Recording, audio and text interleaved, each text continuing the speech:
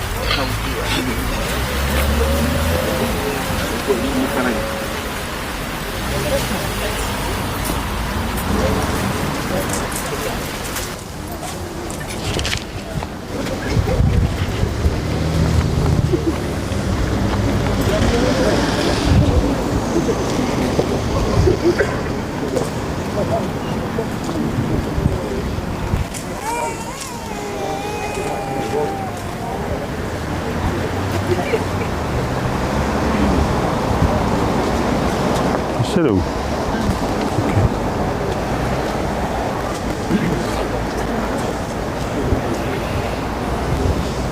Wa tātou tūtūlai nei luma o le atua i le nei tae au matangofie i lo nā lofa. Sa aune te tala whai te toa o le nei whanua a wale whaongai na le mtanga luenga i Pakuranga nei. Rau te walau atu ma whaaloalo i le Palestine o le Sinoti, au kilani i mātu ia mole o tino li dipine o le. Te tala ai le nei whai te toa, tātou whale. E a war wha moe moe le so.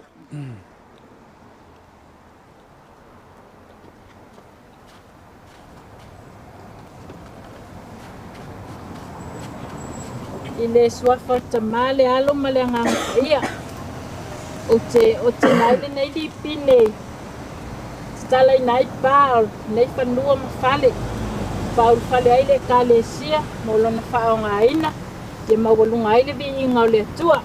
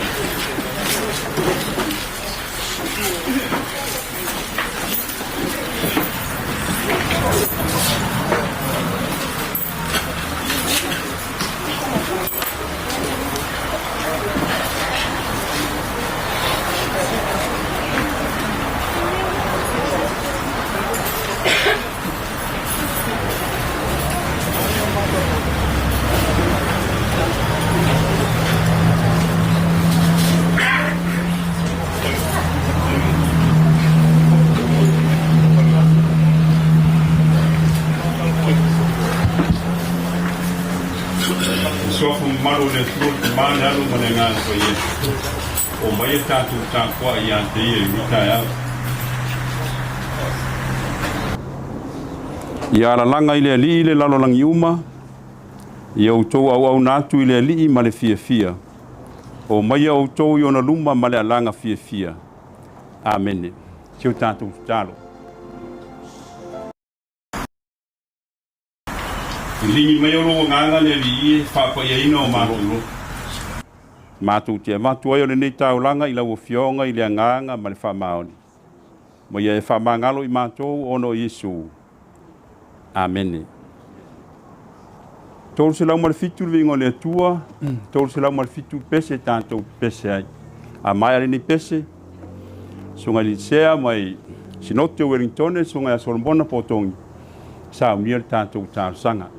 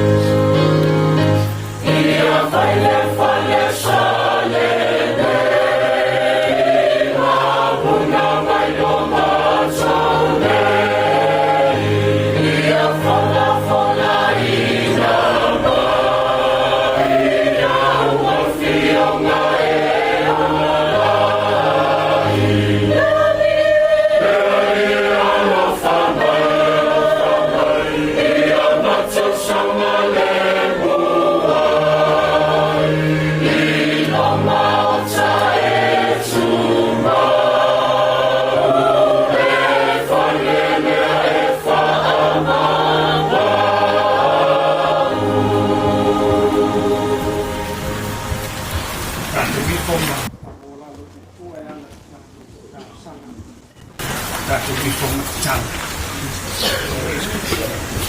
Me no foi le me lilo. Ela disse esse. Mau ia le Paulo, le o le mano sima. La tote mauti no ai, o lo e ai le nene.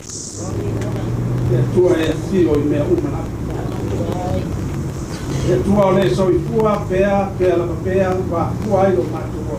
Leo Yesu. E tua o le o le manosi malava o matu, mano losi ai. E tua e o fa manu yanga, o matu maua ai le manuia, le o e lava, o le mua, ma muni, o le alefa, ma le ole. O le tamā, e malia ai o mātou mana o i pēr le nei. Wa kuai le nei tai au, mātango fia i lo wang le nei. Ia so sa topa, te tai au sa tau koina, ai mātou te leiloa pe mawhai o no mātou whātau koina. Wau ko le atunu e momoe mamanu ai sau mala e atia. Nei tai au ua malia pule maloa fua i la ua maua. E tuli tautaina i mātou e le li o le lalolangi ma wha mai e oti ai. A o lo wanga le lei o mātou feilo ai ai. O mātou fesila whai ai. O mātou tāpua ai. I le nei aso sa wha moe moina. I le nei Matagaluga ma le nei sinoti ai mai se o lau e kalesia.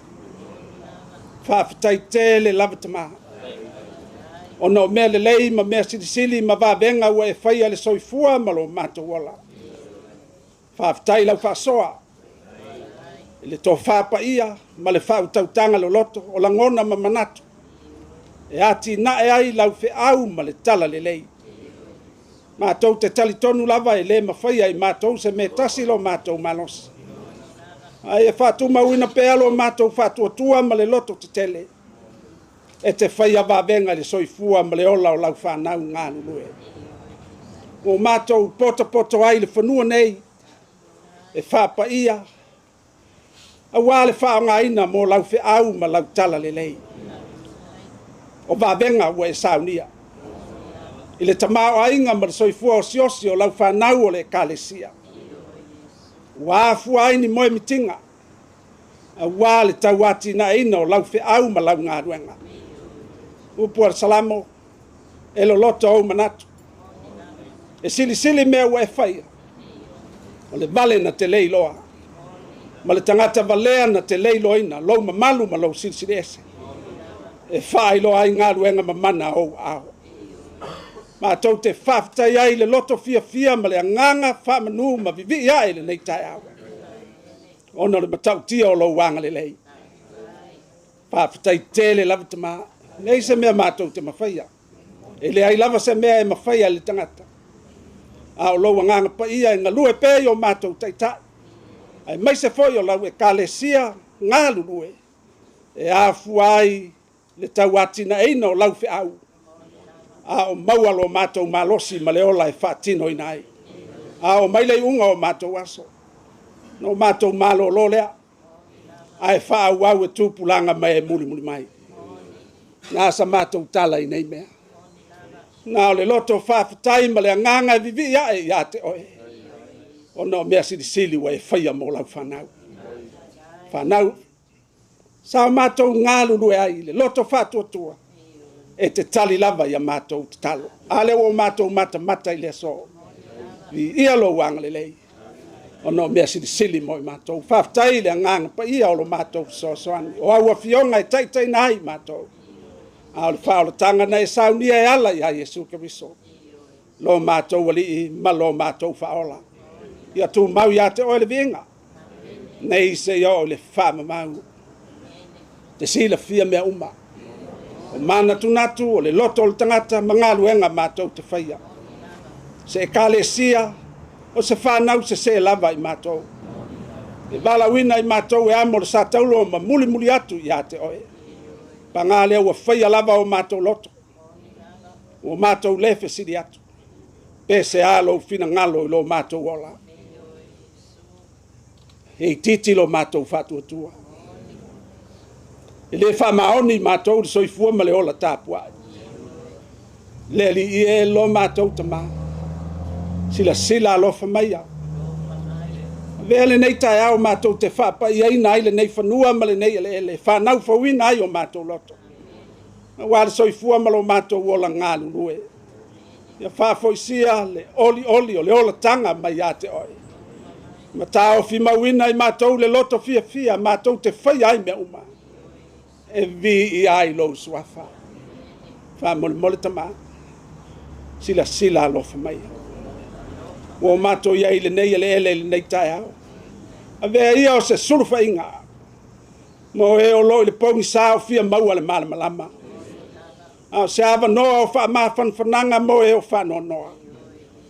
Ta tala ina ai lātou o sai tia o no le angsala. I le whi au mōri maua le nei mata ngā luenga ma le au whi ngā luenga ma le ekalesia. I le nei tafa ma le vaenga o le atunu o mātou no nofo mau mawai. Ia whamanuia i lau au na ia li sati. Ma le mata ngā luenga i papakura. Whatupu tele ina lo lātou loto te tele le fia ma le oli mātou te mauti no ai. Te le tu lafua ina i mātou ta maa. Te le tu lafua ina i mātou. Ai whaia mea sili ma vābenga i lo mātou wola ngā lue. Whamanuia i o mātou taitai. Mai se foi o hewa tōwhia i tonu o le nei atunu. Taitai ina o sinoti. E vai lava i mātou. Mātou te tatalo. Au mai aloa nganga pa ia. Taitai na ia mātou whi au mga ruenga. Whamanuia le kālesia. Iai lo wanga le lei. Whai ma le mauti noa lo mātou ngā ruenga. I le mātou loto fia ma le anganga whaafitai. Au maua lo mātou waba noa e whaatino ai. Talo mo taitai o le atunu. Ia mai se o e wa taitai ia o mātou ainga manu o e wa e vai lua iai lo swafa i matai. Taitai lava i le whamaoni ma le hami o tonu. Mātou wala auta mawhi soa ni mai. Mea uma mātou te whaia le nei sauninga ma le nei tāpua inga. Faapaiaina ai mātou. Au mātou whaitau i au fionga. Ia e whaamalmalama.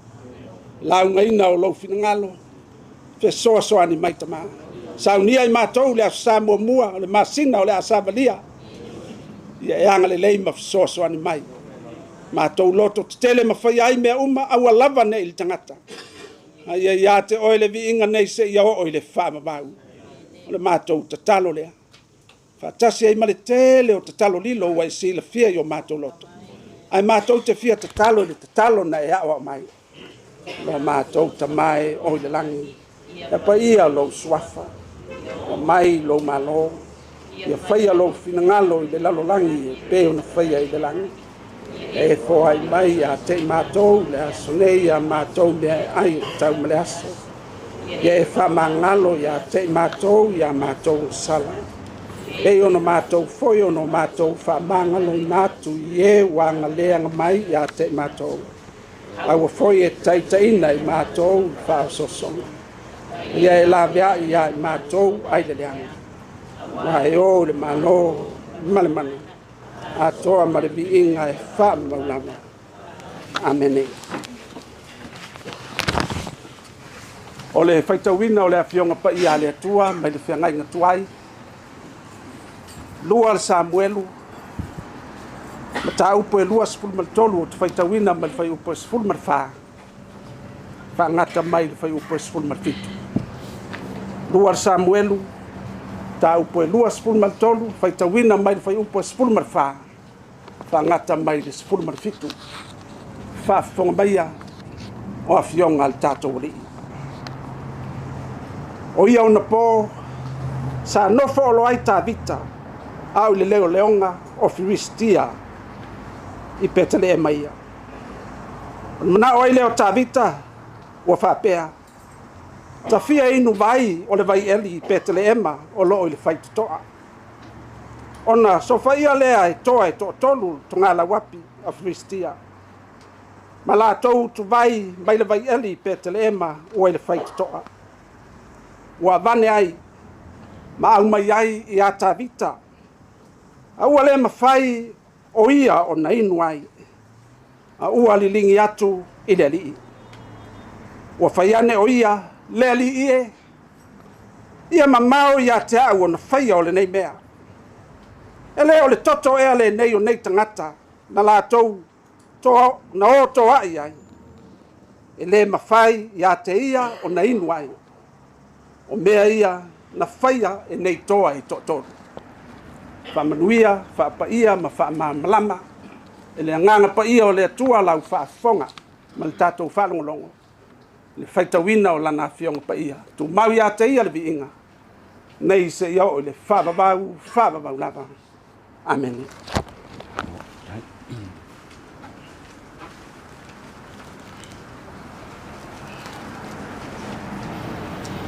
Koe lumo le tua le vi inga ma le whaafitai.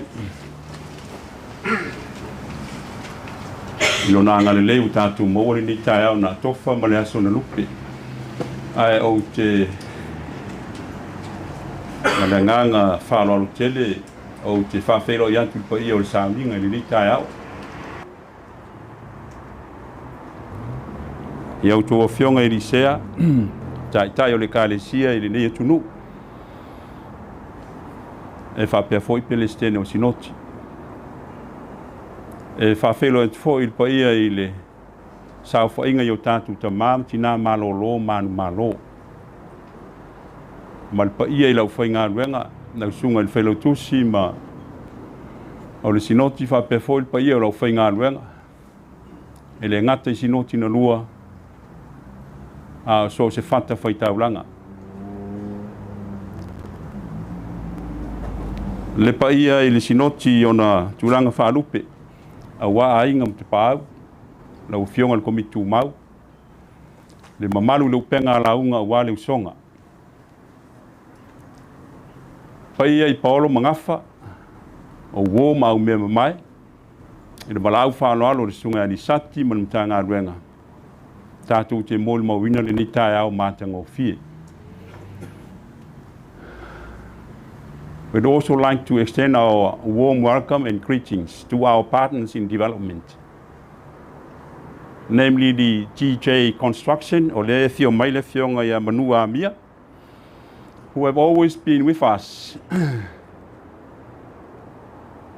giving us advice as to the sound decision once we make a site visit to any property. This culminates in what we are witnessing here today.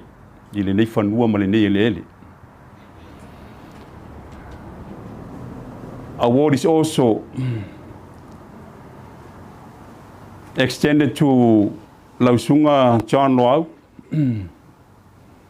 I think most of you need no introduction.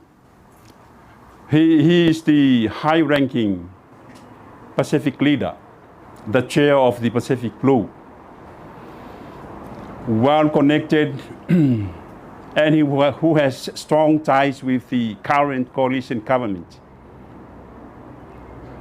Like I said, most of you need no introduction o le fionga ya Loau o le sunga ya John, as he has vast experience and skills in public administration and international relations. A person with such a high caliber is desperately needed by our Pacific, by our people, by our churches. We look forward to working closely with you, particularly seeking financial assistance or fundings from government.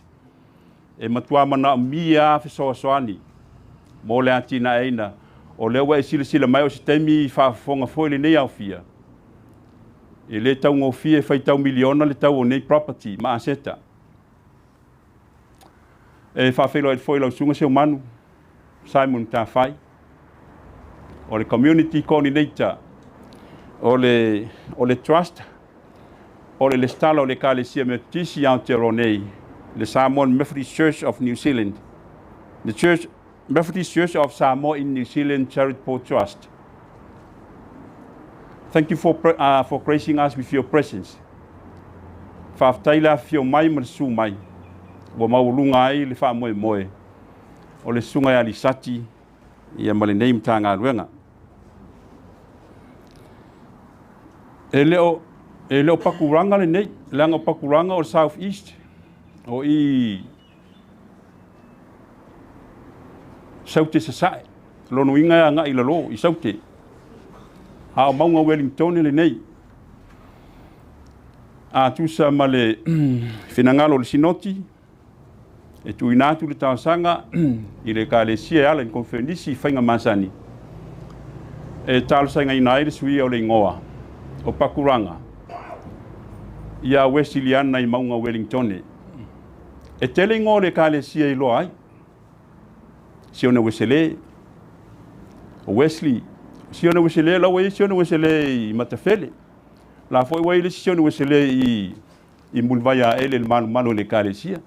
Siona Wesele fo I Graylin. Ele siona Wesele I America. La ile piula lua I Otahufu. Ai a fai tu sa mal finangalo le tantu sinoti le ufai loa. O Wesiliana sat poitea. O le sile la mo le ka le sia I pule ono. To e tolu tau sanga fa manatu le lua se lau tau sanga o le tau nu o le ka le sia metisi. I sa moi ele o sat poitea. Sa le longa mo te fua. E pe o faapaiaina se manatu ele le an fa ingo pe no foanga I ngo bo masani ele ka le sia o le si tu le lei o le traditional kala le o le ka le sia o le grey and white pe no tu sila I toninga le kolisi Wesiliana si ospalauni ma onga umale ka le sia le lau sunga ile tau simtanga luenga man mtanga luenga le foi fa fonga mai tantu sinot se manga I fa ingo pe tantu I ngo le ka le sia I loai Wesiliana I maunga Wellington. I le terminei pe on silsila I pokalame o la vanol nei tu inatu I la ofionga manua amia o le TJ Construction. Tele la tu so ni fasino ma mai fautuanga. I se fanua ma fale fa mautu ma ile nga ruenga sunga di sati ma mtanga ruenga. La ofionga manua amia.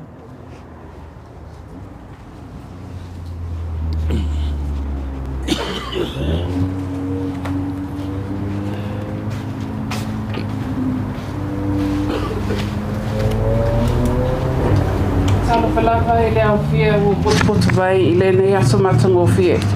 E mo o te whae atu le vi inga ma le whawhitai I lo tātou atua o le nei aso whaamanuia. O le aso o se moli mau I lona lofa ma lana fofuanga pa ia ma o I tātou o ana o ona whaamao ni e whaatino e lona whafinangalo. Whaatasi tātou te whaamanatuina lana fofuanga ma lana lofa tūnua o tātou patipatia e whaamoemoe o le au lotu o Pakuranga ma lo tātou e kālesia. O lo ingoa o manu a mea tāpuni elu sana livi o te whaawhelua ai atu I le awhionga le tamasea o le whaasinoti Reverend Tomafai Komiti, le President Sili o le auso fe alofani Naomi Komiti, le nofua sea o itu malo ese le au whainga luenga ma fale tua ma lo whaalo alungia. O to paia ma o to mamalu. Whaale atu nu o te le o ai le nei aso.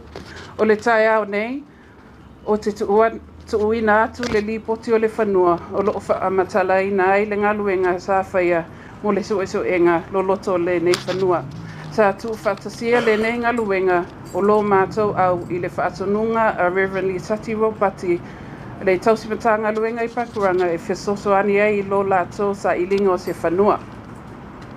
O le nei suesuenga sa iloina ma whaamaonia mua e le tamasia o na tuuina atu wailea I le President Reverend Faulalo Leti mo le whaamaoninga muli e whaataunu uai le whaatauina o le Fanua. I laua vea ai ma le whaatonu o TJ Consulting Group, sa o ngā lulu e whaawala lata ma Reverend Lisati Robati ma le Pakuranga Komiti whaafoe o le Neipolo Keti. Na mātou iloina ma le totoa, le telo nofuanga e mautinoa ai o le Fanua filifilia e whetaui ma mana o ngā wha ngaioinga o le aulotu ma fuafuanga whaataatia a le ekalesia. O le nei li poti o le a whaamalamalama e mafuanga autu ma filifilia i le nei Fanua.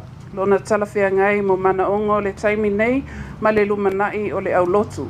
ma lona whetau I fuafuanga whaingaluenga a le ekalesia.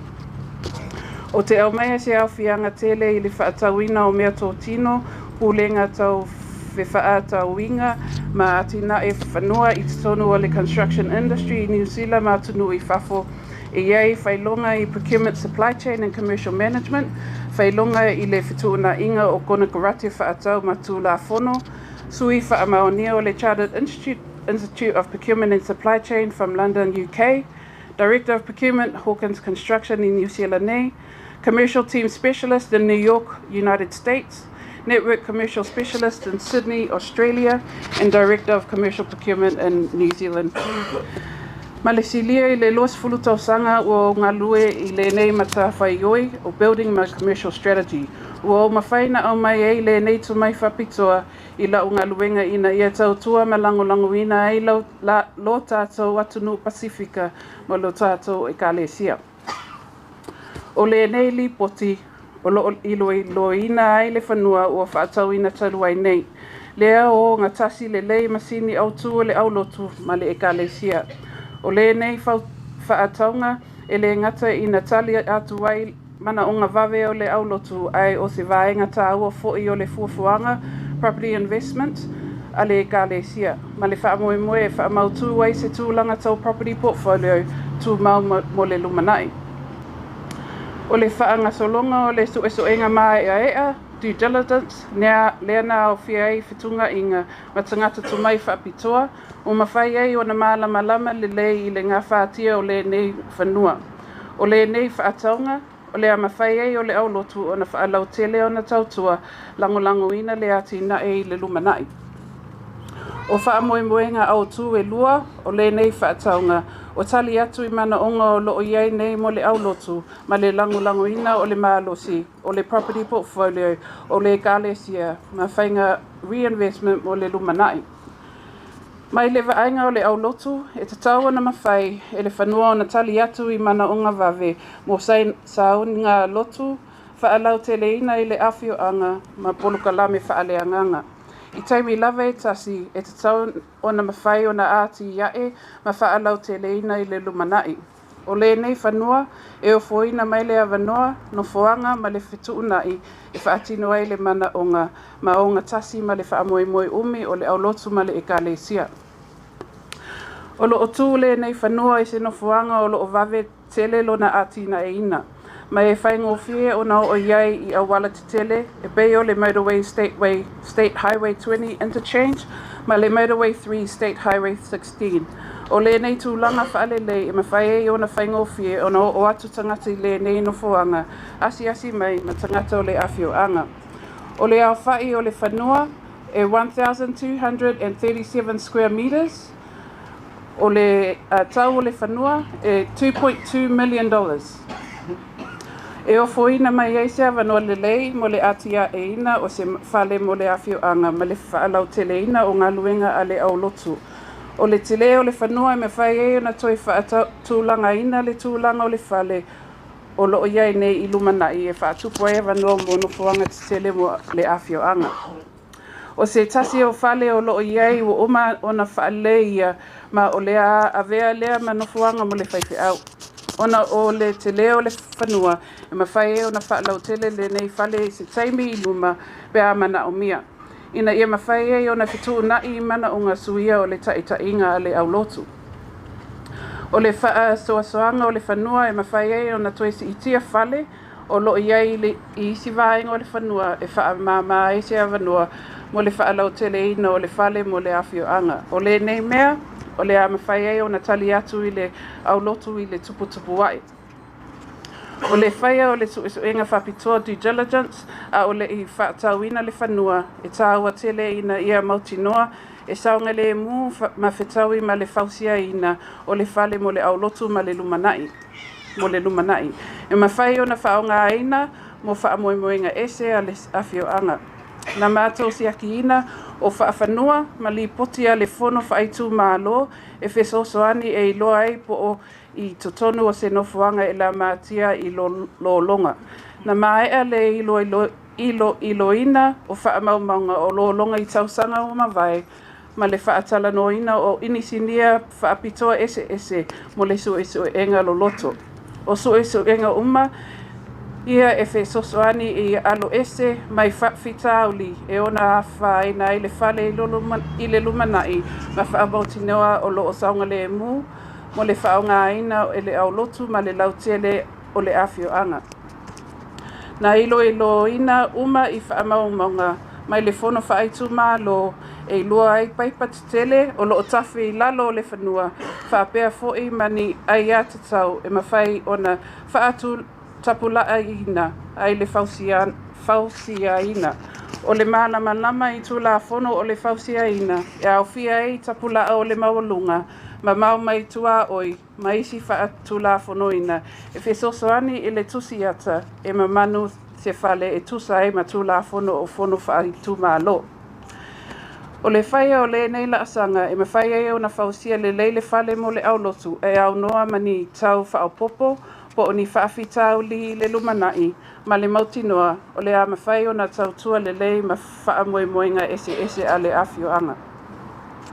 O le suesuenga mai a due diligence mo le nei whaataunga e le ngata i na whaamautinoa ai e mawhai o le whanua o na tali atu i mana onga o loo iai nei a le au lotu ai ia vea fo'i ma se tasi o whainga whaataatia mo le whaamalosia o le property portfolio a le galesia. O whaamaonia e suesuenga o maketi o loo whaata tupu la ia pea le tau o whanua i le nei no foanga. Ma ua whautuaina o le whaau pea le nei si itanga i tausanga a sau. Ma vea ma le nei whanua ma se aseta tāua mo le lumanai. O le whautua tau tupe na suesoena le tupe a mata mo le whaatauina e au fia ai tau mo suinga i le whaafanua, toe whaaleleia, ma isi whaaleinga. O lona o ngā whaalua, dual purpose, o se nofuanga mo le whaiwheau, ma se whale o le awhioanga. E fesosoani i le whaataatia o tau amata ma le whaatau langaina le lei o tupe, mo atinai i le lumanai. O le nei whaataunga e langolangoina ai polo kalame a le kālesia mo le awhioanga ma le whaamoemoe o le reinvestment strategy mo le atinai o le kālesia whaatasi ma au lotu. O suesuenga mai ea na o fia i le ilo e longa o whaafanua, zoning, ma fuafuanga whaatulangaina o le whanua. Ina ia mautinoa nona whetaui mo le whaamoemoe o se nofuanga mo le awhioanga. O loo whaatulanga nei le whanua i le vaenga o le whanua whaapitonuu, general residence, ai ua tuuina atu le talosanga mo lona suia i le nofuanga mo le awhioanga, community facility. Ina ia mawhai o na whaongaina ma sauninga lotu ma au nanga i le awhioanga. O loo ngā lulue vāwa la lata ma le fono a le malo ma ua whaamaonia mai i whaatalangoana le ngā whātia o le nei suinga ma le langolangoina o le awhioanga. O le whaatauina o le nei whanua o se la asanga tāua i le whaataunuuina o mana onga o le au lotu, Pakuranga ma le fuafuanga umi a le ekalesia. Ona o lona tūlanga le lei, lautele ma le ngā whātia mo le atina e ina ua avea ai ma aseta tāua mo le lumanai. E ala i le suesuenga mai a ea ma le ngalulue whātasi ma whautua ma tau te mautinoa o le awhisosoani le lei whanua i le whaatinoina o le misiona o le ekalesia e awale Pakuranga. O fale o loo iai o le ngā ina mo le taimi nei ai o whaaleinga ma atina i le lumanai o le asitia i lona o ngā ma lona tau. Ma tau te tuli matai lona sao i le whaamalosia o lona whaaleanganga o le au lotu ma le ekalesia i Aukilani. I le whai unga o te momoli atu le mātou whawhetai whamaoni a Reverend Lisati Ropati ma le whalaitua i a Mabel Ropati ma le komiti o le poloketi i le Aotalavo o Pakuranga, au lotu o Pakuranga, whapea le a whionga o le tama o le sinoti, ma le a whionga o le presidene o le tātou ekalesia, Reverend Faulalo Leti mo le outou whaatuatuange le TJ Consulting Group, Mo le nei ngaluenga tāua o le suʻenga mai a ea. O lo o tō lango whātasi ma lo o tō talitonunga I lo mātou tamai sa avea ma vaenga tāua o le nei ngaluenga.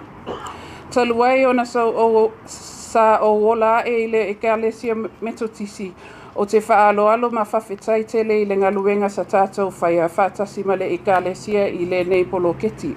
Faapaiaina ma consulting services I tausanga o mawai. Lea ua ati na e ma whaamalo sia pea. O se whaamanuianga le mawhai ona o avea ma se vaenga o le nei ngaluenga tāua. Ma mātou te tulimatai I le whaawawina o le nei tautua. Ngā lulue whātasi mo le whātinonga o le whina ngalo le atua e ala I le ekalesia ma le tātou nuu whātuatua. Ia manuea le tātou waso whawhtai lava.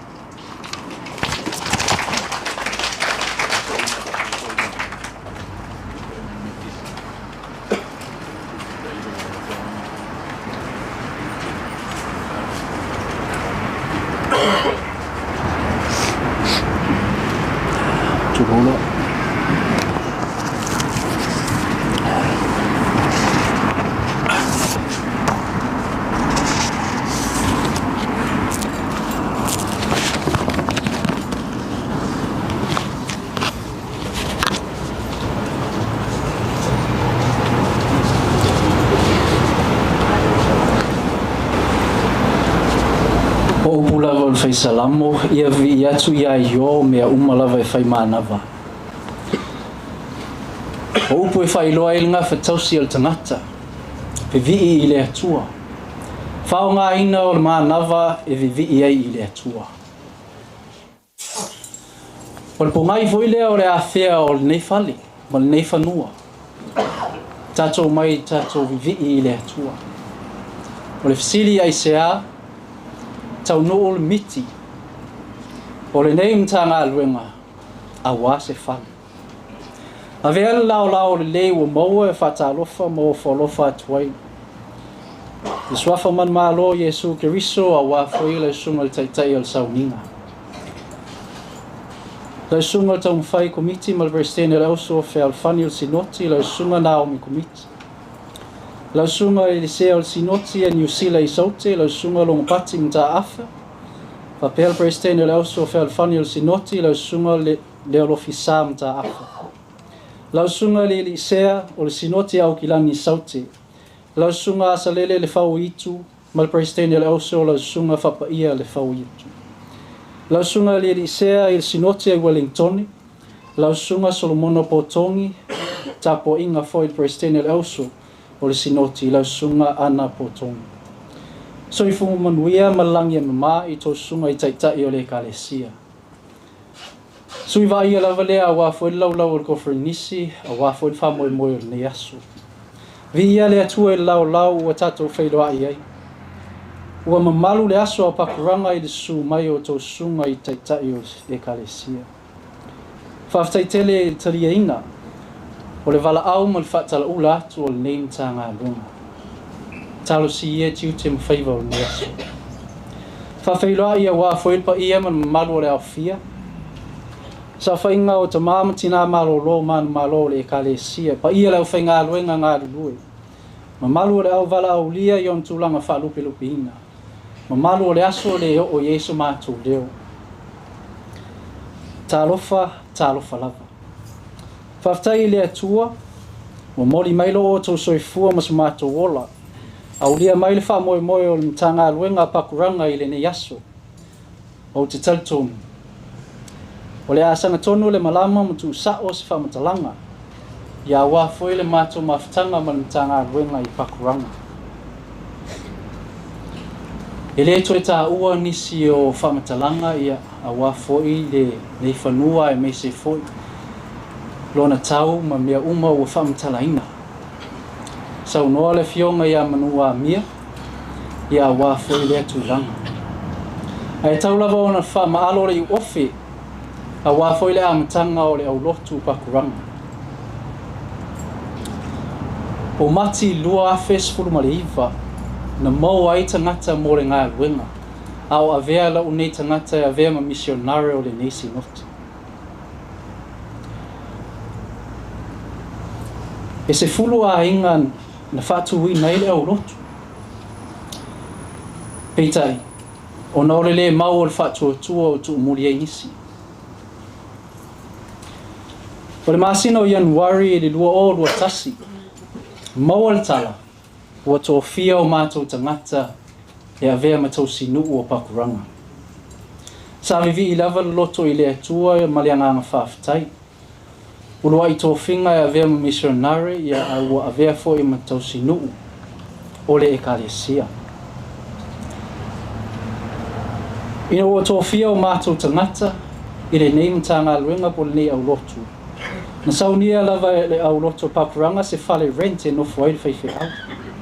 O le fale rent sa iei e ono se lau I le vai aso. Lona winga e tolu sfultasi afe lua se lau I le tausanga. Ia o fale lava le malo ma le council. O le fale lotu o lo whaangaina, ia sa whaangaina fo I le nātein. E lima se lau anga I le fitu se lau I le masina. Lona winga e tusa ma le fitu afe lua se lau I le tausanga. E fua lava I lona whaangaina.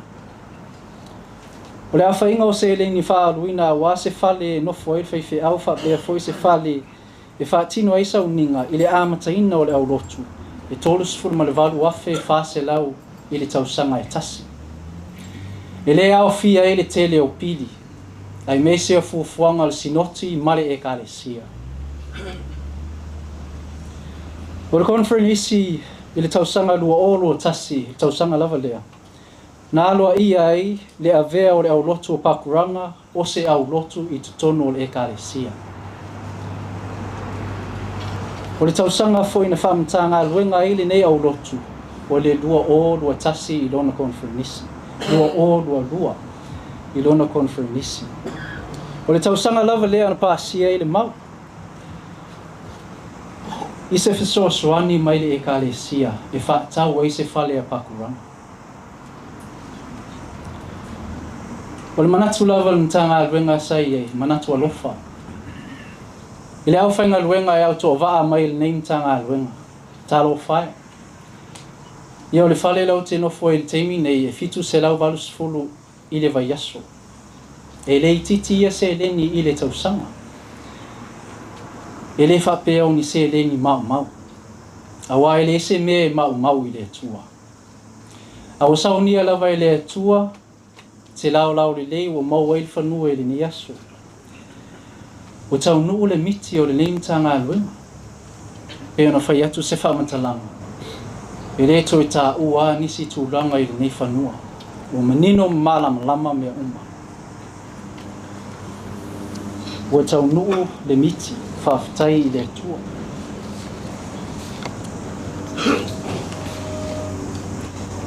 I le teimi nei. O le mtanga luenga Pakuranga e iwa mta fale. Se fulu I le mta fale e whaiwhi au. E lima sfulu ma le whaa tangata o loo ngā lue ai I le nei mtanga luenga.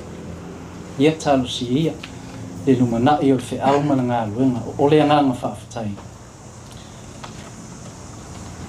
Whawhitai tele I lau fionga le taitai o le sinoti. Whawhitai tele le amana ia o se whatau waa. O le au na le tua wa foe le ngalueina. O le mtanga luenga I Pakuranga. La ngona le loto whawhitai. Whawhitai I tau sunga I taitai o sinoti. O le nei atu nuu le au wai mai. Maualunga le aso. Maualunga lava le aso Pakuranga. Tau su mai matala mai au. Whawhitai tele. Pai o le sinoti o ntulanga whaalupe. Whawhitai le anga le lei. O le tasi. O le lua. Le suru whai atu o le nei mtanga luenga I o toa ao. A wase fisoaswani whawhitai tele. Pai o le mtanga luenga I Pakuranga malo le ngā lue. Malo le tautua I le atua.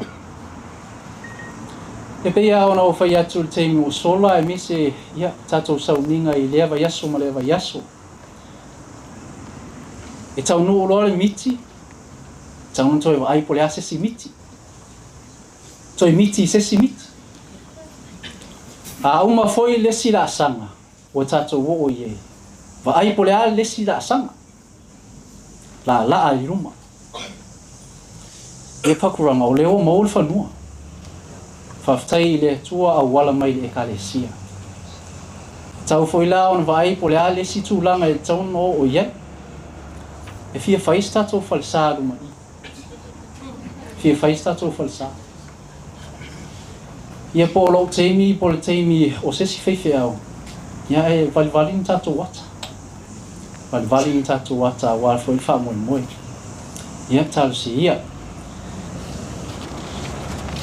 o le tua e upo le au auna whamanuia le atua lau whionga le taitai o le sauninga whapea foi taitai o sinoti o su mai ta mai ao Pristania also sinoti Tausia i le alofa maleanga leo le atua le neaso manuia foi le atua ia i le toi tali watu pa ia malo sinoti pa ia le au vala au lia ia whaftai tele le au wai mai Tausia lo o toanga le mo le neim tanga luenga le neaso whaftai mo lo wavno soifua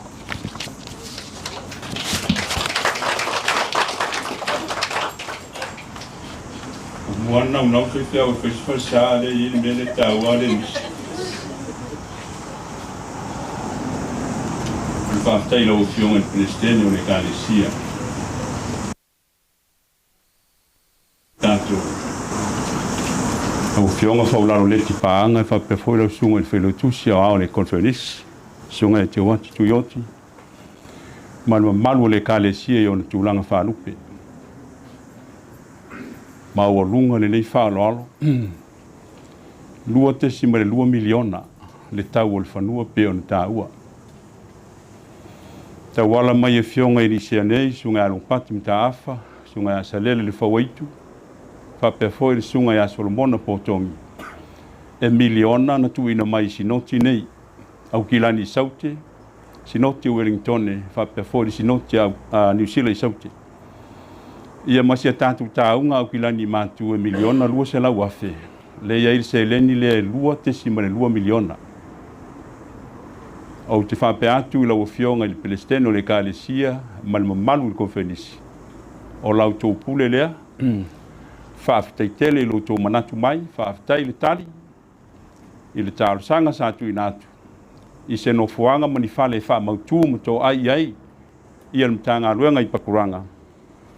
A wā sauninga o le kalesia. Ia whaafitai tele au tō whionga i Lisea. Lau sunga rung pati, lau sunga salele, whapefoi lau sunga Solomona, mau tō wharitua o Palestina o sinoti. Whaafitai lau tō langolango. Se no lau tō langolango e ala le kalesia. Ai longa tātou te pēnei. E se furu 5 no fuanga ani sa kiren kako asia. Sire meo misi. E le kasi le lua pe tolu Fanua. Pe a ma le sifuma le 5 Fanua ma fale sa asia ma matou. Ia o le nasi furu 5 fale e tu si ale building report o tupe. Ai whaafitai alu a tupe. A le lava ua au mai e le atua le nei lao. Tatu wa ai le nei Fanua pe lai titi. Ia e pefe o mai fo i le whanau le atua e wha maupopo ilo lātou soifu au na mara soifu tāpu ai. Ale me silo na tāua peo na uwhai atu Pakuranga. Ia tupu ma ia ola ma ia fua mai. Ia wha manuia le atua. I le ngā ruenga i lau sunga le tausi mta ngā ruenga ma le mamalu mta ngā ruenga. Soifu maua o tātou teitei nei. Alo whangia le atua taitai o le kalesia i lau whionga le Palestina ma le Palestina silo lau so whaalfani. Lau sunga le whailotusi ma le ao le konferenisi. Ia wha manuia le atua. Lo tō puno no wā ia wāle teita ino le whiau ma le ngā ruenga. Mai ala ni pesi. O le sunga le sea ia asalele le whawaitu. Sea o le sinoti au kilani saute. Ia e saunia ia se upu wha malosi. Ia mo le neaso ma le tātou mawhitanga. Pesi u saunia lo whai pesi.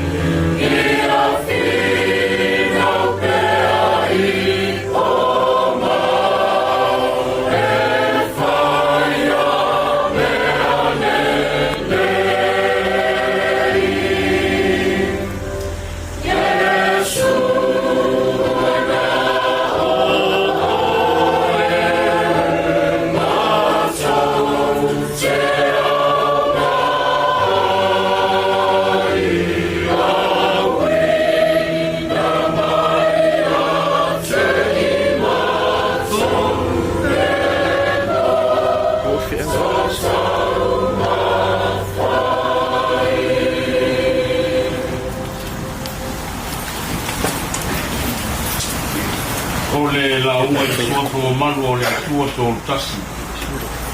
Ana ano malang ia, amen. O le amaua se matua mai le tusi le asa i tau mai le te angaina tuai. Lua le sa meru i lona matau koe luas tolu. O le foi upu e se furu ma le lima ma se vaenga o le foi upu se furu ono e whapera le tutouina. Ona mana o ai lea o ta vita o whapea. Ta fia inu i se vai o le vai eli mai petele ema o loo i le whai toa. Wa watu ia te ia a ua le ma whai e ia o na inu ai. A ua le lingi atu i le atua.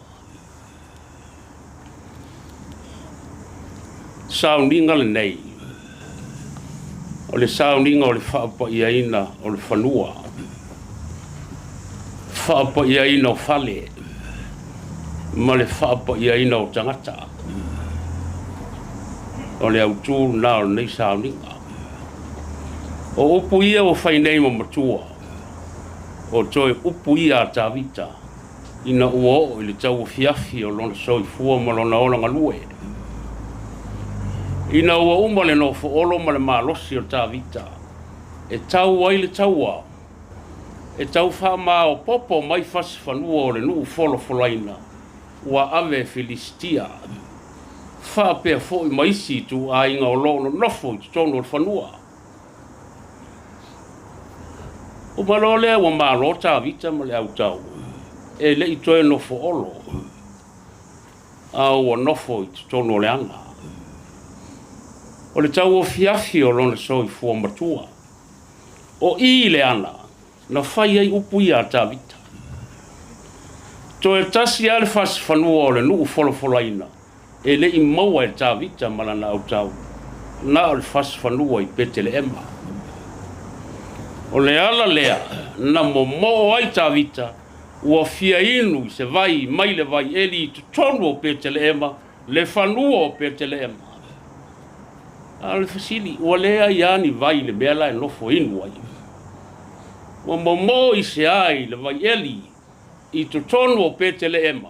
Lai loa le leie ta vita o loo leo e le au tau o Filistia. E whape i ona sao. Whape i ona sao e mai se vai i tutonu o le ele o petele ema. Lai leo e Filistia.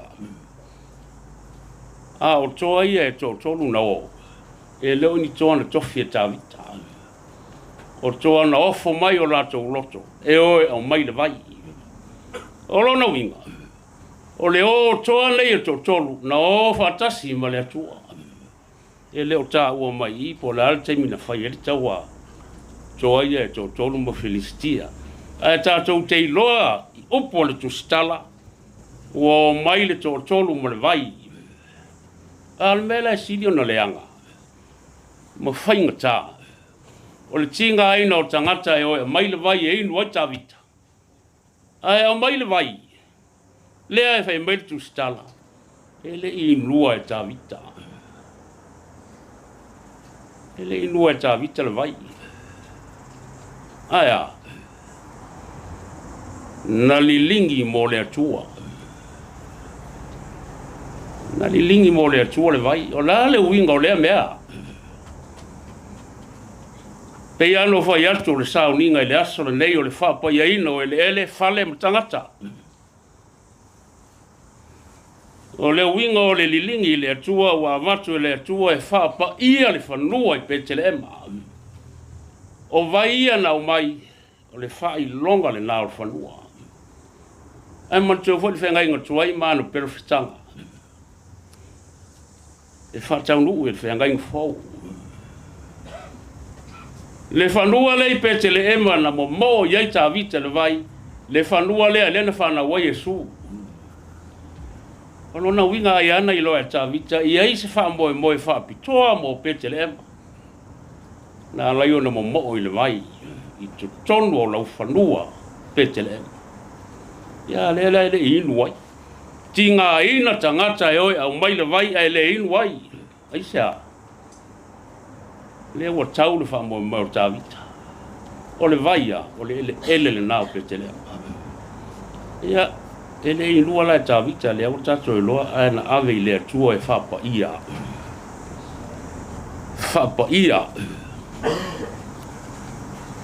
Wala male la u. O le aso le nei. Lau sunga li sati male mamalu le mtanga lua. Fia wala le vo sa o le ses fulima fanua na to wo yai. A le lawa wai ul fas na manga pa ia le tua le fanua. Li sati. Male mamalu le ulotu. E tā ua fanua. A sili o na tā ua tangata o le a whaonga ina fanua. E le aise uinga o le fanua. E a whiwai a i le ulotu. E le aise a o ngā o le fanua. Pe a le mawaini a nganga i tā pua iai. Tele whawhita aui. Le voi sau whaalonga o tu lau saunoanga li sati. I le a matanga o le lotu. Sa iai nisi, peita I wale lava le whatua tua. Aisha. Mo le lava le whatua tua. Lona winga, e lei whana wai e su. O le whanua le nei, e te tau o na wha na wai e su, e ala I tau loto. Loto stele. Ia vea o tau maala, fia tangata e o mai tapua. O le ngangana le whaalongo so iai. Awa I te tautana le anga whato e sawa nafi. Mātou na whawaya le lotu. Vai au tau, ngangana na yaso ai o noa. E le te tau ono toi whai e nei yaso. O aso nei o le tana le lei e tu tusa tangata umba. A le whanau e su te tono au tau, e le pa ia fon lei fanua. Lona winga ia pa ia le fanua ina ua soifu ai ke riso i o tofi na ngalo. Ma ati le lotu. Ia o tofi ala fani. Aua le tusi lima. Aya, toa anga i ati le fina ngalo le to. Ma leia le nei fanua. Aftai lau sunga tau mwhai. Faapea foi le sunga ya longo pati ma le sunga ya Solomona. Faapea foi lau sunga. Aftai tele lau tauanga le lei tupe. Ua mawhai ai o na whaatino le whamoe moe o le mtanga alua. O matau tala. O tau mamana. Manuia le li lau sunga li sati ma le whalitua. Pa ia o le mtanga luenga i ona tūlanga whalupe. Ia te utau le file mua le atua, ma ati le mtanga luenga. Pei o le finanga loai le atua. No Yesu, amen.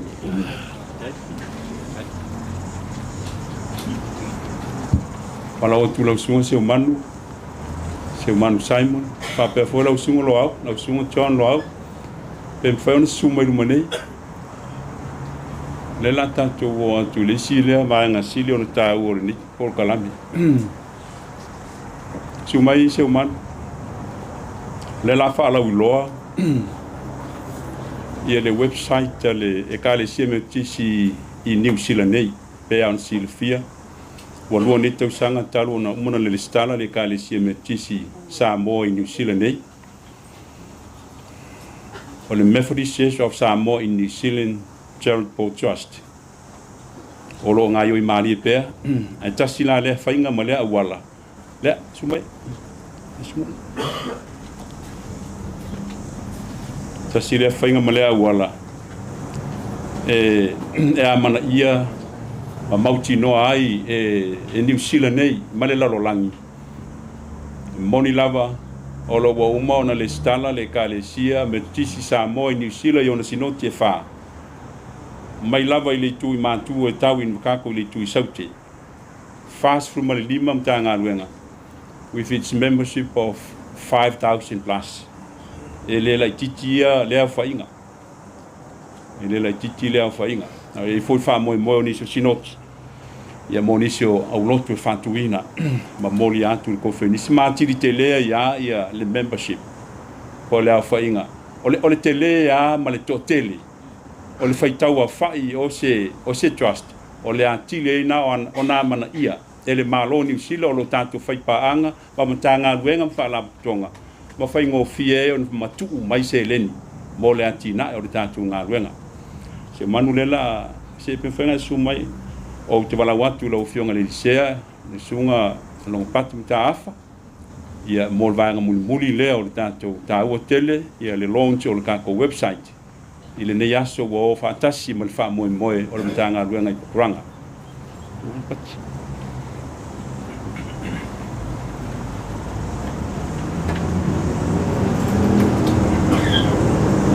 Pakuranga o le ingo maoli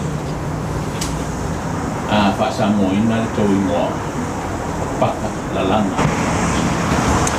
o le winga o le ingoa paka la langa o le fanua e la langa ai fe au a keriso Yesu o le pine whaavaela le nei lea ua a mata ina ai le charitable trust a le kalesia me tisi Niu Sila e ala isi noti nei e wha ua tuu whaatasia o le a mata atu i nei le winga na le tala e la langa a mata atu nei e oe lea a lisati ia ona wha awau le isi fai fe au e o mai ia male sinoti lea fe o lolo i matu whameia le upoa le tau ina matua ana po mai o le tama matua ai pea wa wi e tama matua saute ia le nei aso ia e whaia ia le sunga ia John Loau, thank you so much for being with us today. It means a lot for our Methodist Church of Samoa and New Zealand, so that we now praise with all our hearts, knowing that there is something on our shoulders from your side as an assistance of the government. For your information, na le tātou e kāresia me tisi i Niu Sila, ia o le sunga lea John Loau, ia o ia lea o lea o tai i le vaenga lea i le national, ia o maua i se awala o mawhai ai o na tātou whātasi, ia whapea fōi ia e sunga ia seupanu, a wā le tātou charitable. Ia, mai se ia,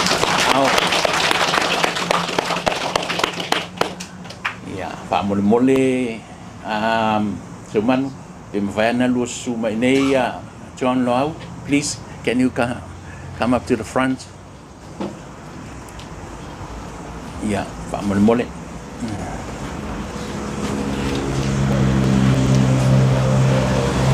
Ile suafu memalu oleh tua le tama le alo male angang pa iya. Au te whaeloa tua le kalesia me tisi i Niu Sila i ona sinoti e wha. Ua wha atu wina aloa ia nei. Ma ua wha mawina ma wha manu ia ina. Ia le amata ina o le Charitable Trust a le tato e kalesia i Niu Sila.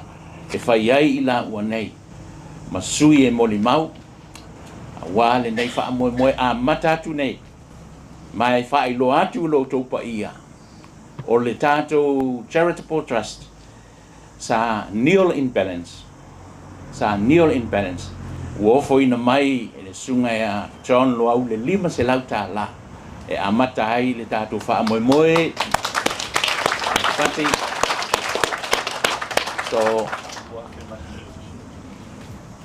iwe o le musu mai ya Loau 5 se lau nei ya ai le ngalo le lua afe wa masina taitas ia fa manuia tele le tua John ia fa pe fa te le lava se manu fa i lava o lua ao le malo me se foi o isi company e fe so ni mai le kalesia me tisi Niu Sila lea ua pale ai ia ma ua mata ai on folau va o manu fa moe ele nei aso fa pe atuai ia fa manuia tele le tua ma ia fa manuia le tua e ala ile nei fa moe wa amataina wa le ama pensione matamo fai ia fa wawe asa lele mai si vang e mas prepati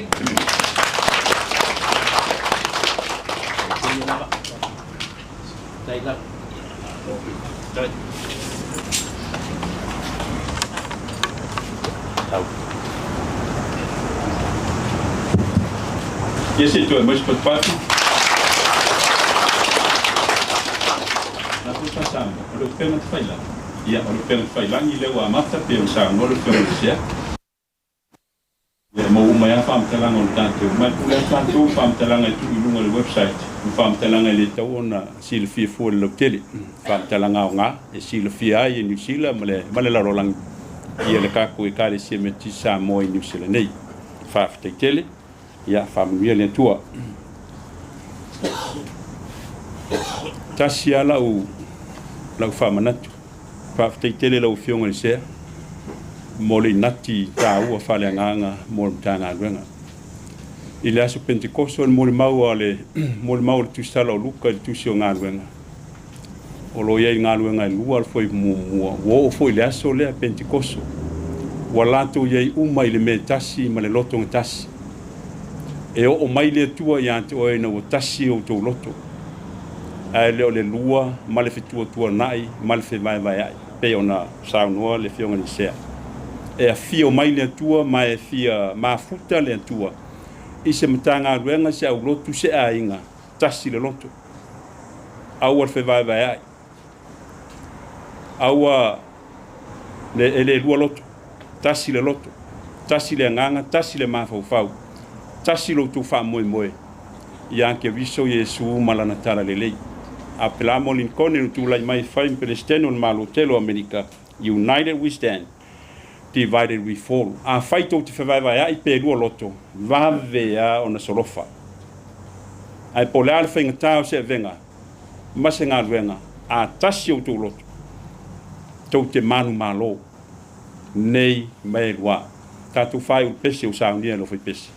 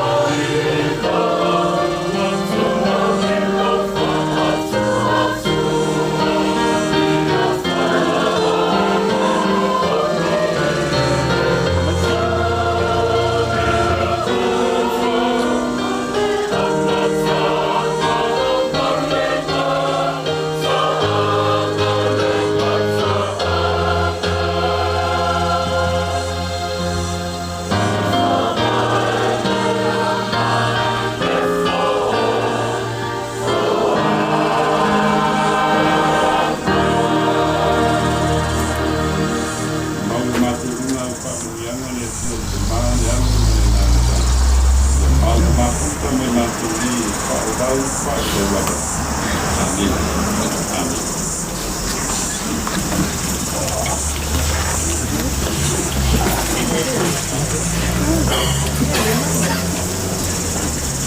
Ua mai ona kupita pahale la aua matani marauni kipa. Aua whaponga le langi le taulanga mole le nei vaenga le tātou mātaka. Tulai lava mle awa mle whaaloalo tulou le talapaia. Mai ane le su o fionga te tai o le kālesia i o fionga i sea. Pai le leo whatau vai whai mafonga ta mbole le tāna ruenga. Se taimi i watu sa mātu whatalofa me se aon tāna ruenga. Ta wai na whai le leo whatalofa le nei vaenga le aso. Whawhita tele mo le wanganga pa ia le o fionga le sea. A wale wha moe moe o le tāna ruenga le nei aso. Whawhi loa i whonga mai o te tai o le kālesia. Se laulau o kofrenisi pa ia le kālesia i o le tulang palu. So i whamanuia ma le langi mamā le nei tai au matanga o fie. Pata alofa le sau whainga, o mamalu ai le wha moe moe le tāna ruenga. Ia fionga i lisea o au ki langi mau te roa. So i whamanuia ma langi mamā le nei tai au. Pa ia leo whainga ruenga tutofi. Tausi mtanga ruenga mo tofaltua. Pa ia leo mtanga ruenga. Tausi mtanga ruenga. Pai mtato moni mau patasi le nei asu. So i fua mamā ma le langi matafi le nei tai au matafi. Pa ia le vasinoti o na tulang wharupe. Ta pāu mainga, pa pale porunga. Pa ia la wala ulia ma mainga. Ue ma mai, pa inga peleu whai whatasi le nei asu. Pa talofa lava. Aia tele tonu, o la tātou tala mea whasolo. O le amo boli mai se vai maru a wā tātou sunga i tātai o le kālesia i a fionga lisea. Ma Presidente Hauso. A pel pa ia la whai ngā luenga. Leo ta penga le tu lea o wā si tātou vai maru. Wha wau ni mai moanga ma sili al whanua nei. A maia, i o tātou whai lea i maute e ftuao. Le malai o fio ai te mau sinoti, mātua sinoti. A wā wha waunga o le pokalami o le tātou waso. O le mātou tala lea male nganga wha loalo. Ia manu te leina, tō enga o le tātou wha moe moe le ni asa. Wha taimo le mātou avloa.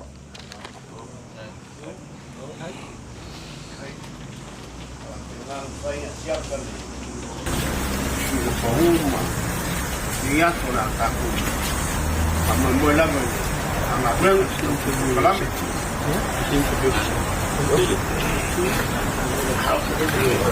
Ya.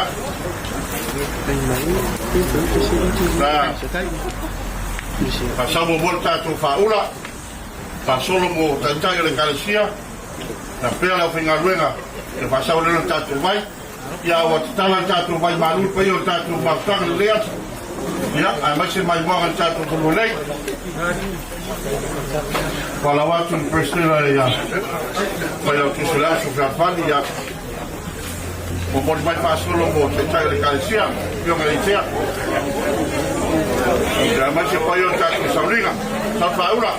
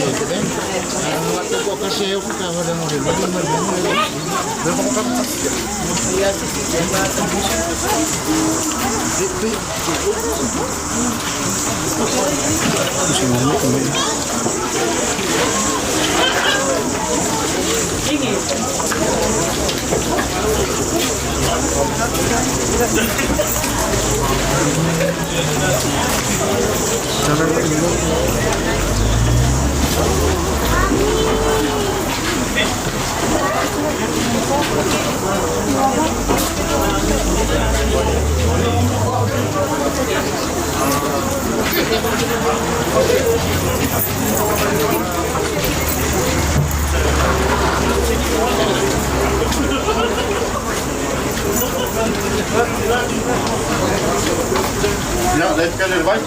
Kan je erbij? Hallo.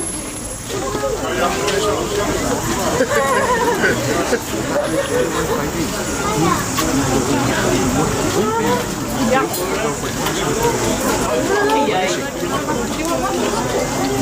Ja, uma dona.